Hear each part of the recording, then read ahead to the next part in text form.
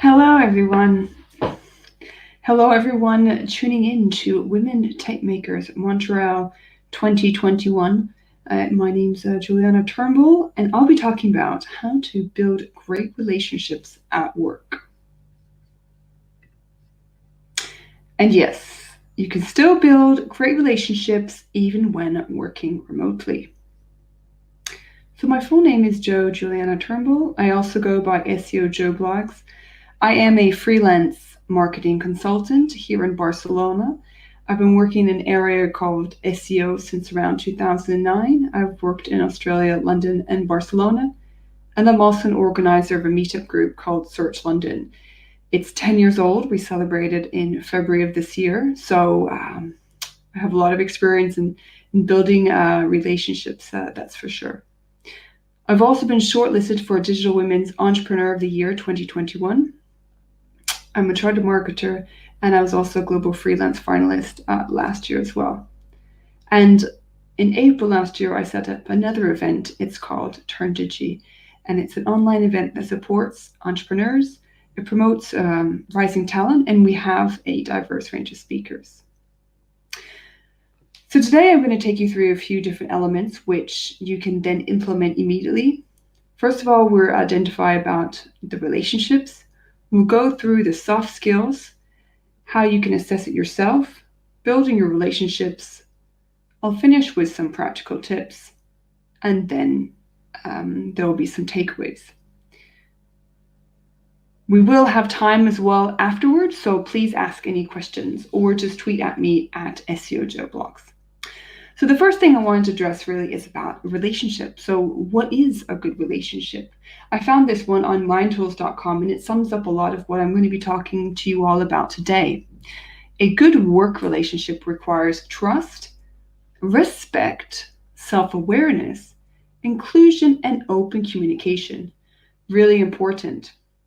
Great relationships, if you have noticed, that person is very positive. Maybe that sort of positivity is catches on to you as well. They recognize the work that you have done. They're inspiring as well. They help to motivate you. They're also really inclusive. One great thing about a relationship that works well is that their word, you can take their word for it. So your word is their word. They will do what they say. As a bad relationship, what it is it's more belittling. So they will talk down to you. It's very negative that they have inside them. There is no recognition from your work. Sometimes they may even take that work as your own. And you never ever actually want to be like them, and you actually want to avoid them like the plague. They are certainly someone that you don't find motivating. And in fact, you may find yourself very disenchanted and unmotivated completely working in their team. You may be excluded from any meetings that they arrange, any sort of chats or water cooler chats. And they don't have an agenda that's laid out. It's always hidden. I wanted to address what is a relationship, a great relationship, and highlight the bad relationships, because many of these factors actually turn into soft skills, of what is a very important area to discuss as well in the presentation. So I found this great sort of infographic on the left. It's just about the skills that most companies need in 2020. I know that we are in 2021, but I could not find an updated one. Maybe I will need to create that updated one. So in terms of soft skills that we'll be talking about today, it's really about confidence, empathy, listening, and emotional intelligence. Just because of time, I can't go through all of these. But these 6 ones, I would recommend that anyone pays attention to if you want to build up your soft skills, which would help you build up your relationships at work. So we're going to start with emotional intelligence. So this is also called EQ, so very different to IQ. It is made of 5 areas. So self-awareness, self-regulation, motivation, empathy, and social skills. If you would have noticed from the first slide that we talked about what is a great relationship, I just have it on another computer, it says about a good work relationship requires respect, trust, self-awareness, inclusion, and open communication. So very similar traits as we see in emotional intelligence. It is very important to talk about listening, and we will go into this in more detail. I will go into this in more detail later. But I wanted to highlight the fact that listening is something that's easily, I would say people can easily not be a good listener. They think that I'm a great listener because I'm quiet. I nod. Yes, I give a thumbs up when someone's talking. And I give my opinion. Of course they would want to know what I think. No, it is not that. A relationship, listening, like a relationship, is about collaborating. It's a two-way conversation. Yeah, it's about supporting one another. This is a very interesting article, Harvard Business Review. It is back to 2016, but I would recommend reading that. And I've provided some links to the presentation of the sources I found at the end of this presentation. So if you've actually answered yes to all these questions here, do you have good listening skills? Can you accept criticism and responsibility without you feeling it's a personal attack on yourself? Can you say no without feeling guilty, bad? Are you someone that does not dwell on any mistakes? Like, oh, if only I had not done that, maybe I would be. No. You deal with a mistake and you move on. If you're someone like that and you're happy and you're fine to share emotions and you're not afraid to make mistakes, well done. You have got a great high EQ. So we've gone through relationships. We've gone through soft skills. Now I'd like to take you through how you can assess how you are now, how to build your relationships, and then we'll go through the practical tips and takeaways. So assess yourself. It is really important to know how you are as a person, before you think, okay, why can't I make these great relationships at work? I wanted to draw the difference between a self-esteem and self-confidence because this does have an impact on building a great relationship. Because think about it, if you're not very sort of confident and you're projecting a negative image of yourself, do you think people would want to hang out with you? Sorry, I shouldn't say hang out, it's a bit slang, casual for work, but do you think they want you to be in their team? So self-confidence is the image you have about yourself, positive or negative. This is a nurture in nature. This is a result of nurture in nature. So you could have been, when you're a child, you had a bad experience and it's really got to you and you haven't been able to deal with it. And then you have like a very negative and maybe sort of a hate image of yourself. Now, if you don't have a lot of self-esteem, it can then lead you down to sort of, I would say, a dark hole and can lead you to have very, very negative thoughts. Confidence or self-confidence is about the ability to do a certain task. So if we take, for example, you're presenting in front of your colleagues and friends at an event when we were allowed to meet in person, and it didn't go the way that you expected it to go. People didn't ask you the questions that you wanted. It actually went completely in the wrong direction. Now that would then mean that you've got a very low confidence about presenting, and if you don't address it, it can then lead to having a low self-esteem. And you really need to address any issues about self-esteem, confidence, bad relationships at work, because really we're spending way too much time at work. This quote, I know we're calling in from Canada, but I found this one in the UK, and this is about saying that in the UK, where they have only, it's 8 national holidays a year, you spend 3,515 days at work. Now, I'm sure that millennials will be spending more time, and that's why it's even more important to address any issues you do have. So I'd like us to go through how you can find your EQ, your strengths, and then the personality as well. So find your EQ. You can do this in 3 ways. 1, a self-report, 2, other report, and 3, ability measures, as we can see here below. The other report is when, people give you a 360 report, like review. Oh, how do you think this person deals with these certain situations? It's like a questionnaire that they give you. In terms of a self-report, these are ones that you can use. So mindtools.com, again, I'll share the link later. Psychology Today and My Frameworks. So I did one on mindtools.com. It was very quick. Obviously, it doesn't go that much in depth, but it gives you an overview of how you are. Because as I said, you need to know what the situation is now, and then you can actually build on it. I found on this other website, study.com, that, if people that have a high EQ, they tend to have a positive correlation with success, not just as an individual person, but actually, in their team. So this then affects the wider company too. I really recommend everyone does the Gallup Strengths Finder. The Clifton Strengths Finder, because this actually helps you to find out where your strengths are. Now, Clifton Strengths is great because it actually helps you to identify your 34 positive traits within you. These are the 34 ones, and they will put you into a certain box. If you're better at relationship building, executing, influencing, and strategic thinking. Now, if you want to be a good leader and you want to be able to get on well with people, if we go back to the relationship, what is a good relationship, a work relationship? It was trust, respect, self-awareness, inclusion, and open communication. In the Clifton Strengths, empathy is a big one. Positivity is a big one. Includer, so you include obviously other people. Harmony, making sure everyone gets on. That is key to building a good relationship. And again, I'm talking about this and I'm saying about work, but you can also, of course, use this for your personal life too. I mean, we're kind of like mixing work with personal life anyway, doing remote working, but really, I think this is important for people to do for both professional perspective and personal as well.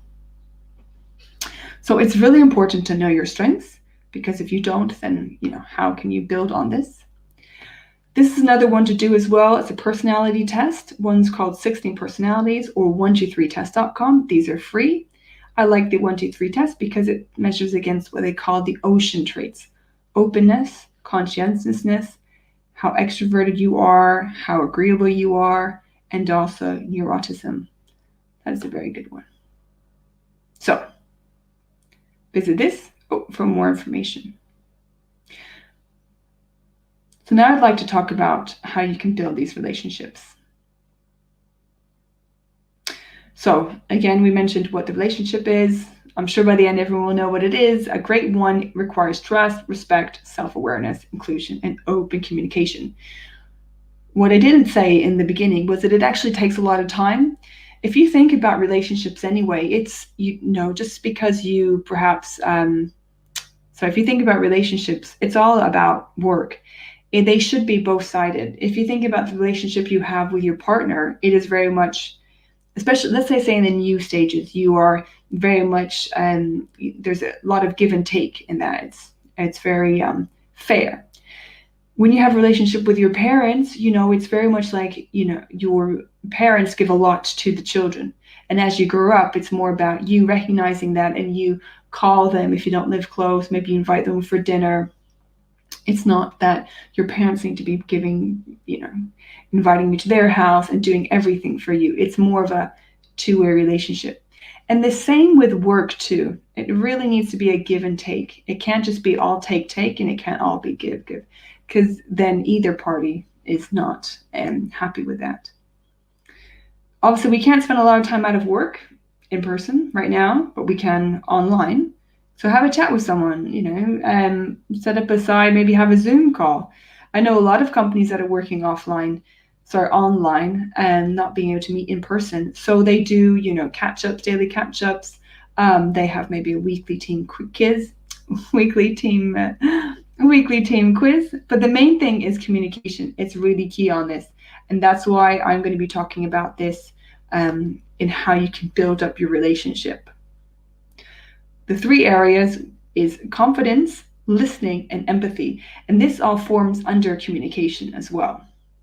So confidence. I did this Twitter poll actually last year because I really wanted to see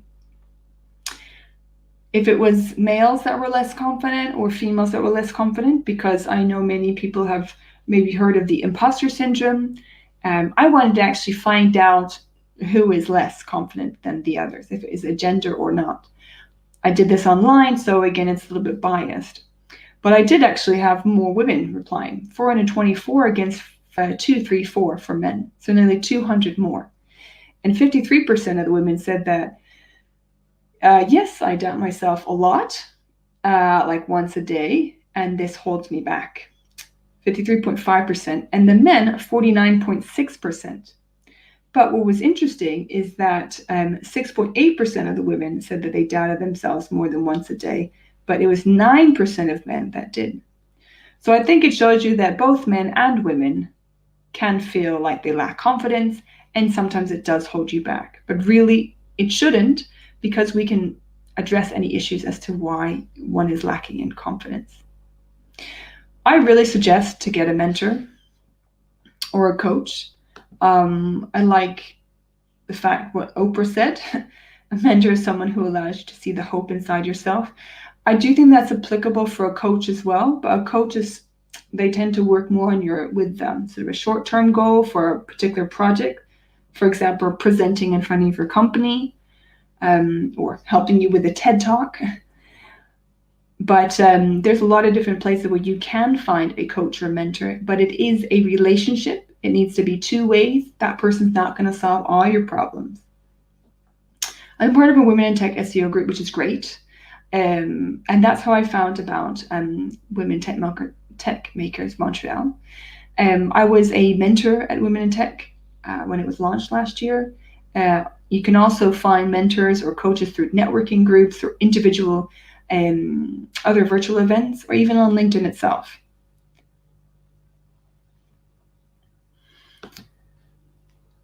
Listening, I would also pay attention to what's not being said. So they say, oh, it's the quiet ones you have to look out for. I would say that I have found a lot of people that are really loud are the ones that are insecure. And the people that are quiet maybe are the ones that feel that they cannot express themselves because there is someone really loud dominating. It's really important for listening to be present when that person is talking. So don't think about, oh, I really need to talk about this. No. Clear your mind and actually become a good listener. What I really liked about when I was doing a bit more research around this is that a good listener is like a trampoline. You bounce off ideas off of that person. You know, they help you with your confidence. They amplify your messages. They clarify, and they really energize you as well. So it's really important to be a good listener. And in terms of empathy, so what is empathy? It's really about feeling in that other person's shoes. I would look and see who are the quietest people in the room. If you are working at work, let's say, I work a lot in SEO, and there's people that are selling in the product or services, which is SEO, the biz dev team. So they don't always know about SEO, but they may have their own goals. So it's really important to understand what software they're using. They might be using Sugar CRM, maybe Salesforce or HubSpot. Find out what they're doing, their goals are, and help them as well, so that they do not incorrectly sell in SEO to you. If you're working with a tech team, so perhaps you work in marketing and you need the tech team to help you with different elements, why don't you use their software? Some of them might be using one called Jira. So if you have any tech issues that you want implemented, see what Jira is and get you both to have a common goal. You shouldn't just think, I need 10 things done and I want the tech team to do it. No, think about what they want to get done. And the same with biz dev too. There will be a common agenda that you both can put together to then create a good and productive meeting, really.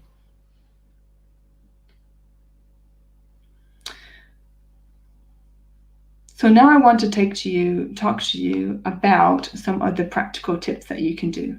So we did touch about what the confidence, the listening, and the empathy as part of the communication. I did give a couple of tips, but now I'm just going to be a bit more specific for them. So confidence, really, totally get that mentor and do that self-assessment. There are these links in this presentation. Please go and do it. This is something you can do tomorrow. You can do today after the event. Just say thank you. Yeah, I think a lot of people are very quick to complain, unfortunately. And not enough people say thank you. Oh, thanks so much for taking the time to do that. And I really appreciate when someone says that to me. It's like, oh, wow. But it's because it doesn't happen very often. Do a compliments folder. I really like this one. Someone told me about it. I've been doing it for 10 years. If you have any doubt at work, just get people to say thank you. You put that in your compliments inbox. And then the next time your boss is like telling you that you're not very good at something, you can go back to your confidence, your inbox. And of course, I would say something to your boss about that too. And in terms of what you should do tomorrow or tonight, I would get yourself a nice little clean sheet of paper, nice A4 sheet or whatever, and just recognize what you're good at. Write it down and repeat it. Just maybe 5 things. And if you are experiencing, any sort of negativity at work, stand up for yourself and don't care about what other people think. You only have one life, and we've all seen that things change very quickly with COVID. So if you can't stand up for yourself now, give yourself some time to build your confidence. When can you? Another one for listening, which again you can do even at this event too. Again, take your piece of paper. Record how long you are speaking at maybe an event. I would say more you can apply it to a meeting. How long are you speaking for against others? How engaged are you? Like, do you ask the genuine questions, not just like, oh, yes, that's interesting. But are you not asking questions about, oh, right, I see how you did the survey about, the confidence survey. Oh, but did you think to perhaps ask, maybe ask a survey company to help you so that you get a broader range of people asking, so it's less biased? And then the person might say, well, yes, I did actually, but it's very expensive to do surveys. And then the next person would say, oh, but I didn't realize that. Anyway, so you're actually listening and engaging in a real conversation. And when someone is speaking and you are listening, just make sure that, you are building up them. So making those affirmations like, oh, that's great what you did. I really liked how you went into so much depth about your, for example, confidence survey, or how you went into so much depth about your research on, the impact of working from home for parents, for example. And I mentioned this before, but just to be present. So don't just think about, oh, I need to get this out of my head because I've been staying at home all this time and I really need to say this. No. Listening is not that. If you are struggling with listening, I really suggest that you take improv. There are lots of improv classes that you can take. It's really, really good. And you can do them online as well. And that helps you to really stay focused in the present, because improv is all about improvising and not having a pre-written script. This is another thing that I would really pay attention to when listening is the tone of voice. The tone of voice, the emotion. What is the body language? Obviously, you can't really see much of the body language when we're doing Zoom, but you get the idea. So these are the things that you can implement the next time you have a Zoom call with anyone. And empathy, this is how you can help with empathy, or help build up, your your empathy skills. Find out what other people's issues or problems are at the organization. You can be direct. Like, you can just say, okay, what are your goals? Yeah, what are your Q2 goals? What do you need to achieve? Find out what's blocking that. And if you really want to understand your own empathy, I think it's really important to get feedback. Ask your colleagues this, like, oh, how much do you think I listened to you or not? And try and have that deeper conversation with key colleagues. When I say key colleagues, you don't need to get to know every single body at your company. I mean, it'd be great if you could, but being realistic, it's hard to know everyone. So just find out the ones that maybe you want to get to know better, and then build on that. Deeper conversations, it goes past the, oh, how was your weekend? Really like, oh, hey, how's your mom doing? I know you had to help her with the tech course. that she wanted to do, or your dad to do the tech course. Like I do help my parents with some tech lessons. I call them, we're going to have a tech workshop now. So really try and have that with your colleagues. And I like this one, will ask better questions. So really it's about asking people provocative questions, like going deeper into what they have mentioned, going back to the empathy. Going back to the listening exercise, the listening slide. Try not to talk about yourself. Just try and focus, as I said, on the now, understand other people's feelings. Don't talk about yourself. Leave your ego at the door, or the virtual door. Very important to have these SMART goals, like specific, measurable, attainable, realistic, and time-bound. Again, you can do that with your pad of paper. But just think about, what do you want to do? Like, is it building a team? How do you want to get these good relationships? Is it because you need to build a team and you realize that actually nobody wants to work with you, or they all want to work with you? Perhaps you're so good at that. Or the fact that everybody wants to work with you, but maybe they don't see you as a team leader. Yeah, so maybe you want to be more sort of doing more presentations at the company, or you want to be talking about data-driven pieces that maybe that you've worked on that people might not always be aware of. So just find about what your objectives are and try and put them into SMART goals. And it is really important to do your own SWOT analysis of what is not working, but don't try and do everything. And remember this quote, I really like this one, from Eleanor Roosevelt. No one can make you feel inferior without your consent. So don't worry about what people are saying. You just concentrate on what you are doing, making sure you're listening to others, open communication, and you have empathy too. You need to always promote positive relationships. So the managers in the room here, or anyone that's responsible for this, make change. Just make sure that you build up the company culture, that they do not tolerate negative interactions, office gossip, or office politics. And make sure that you give praise to your colleagues, when they've done a good job. All of this helps to build the trust. And that is a really big, important part of being in a good work relationship. Because the good work relationship is about trust. It requires trust, respect, self-awareness, inclusion, and open communication. And Mary Lou Retton said, optimism is a happiness magnet. If you stay positive, good things and good people will be drawn to you. This is very true. Nobody wants a Debbie Downer. I heard that expression. I thought that was very true. Nobody wants a stress head. I worked with many stress head bosses in the past, and you're just like, ooh, do not want to work with that person again, because they are very negative and they're very controlling.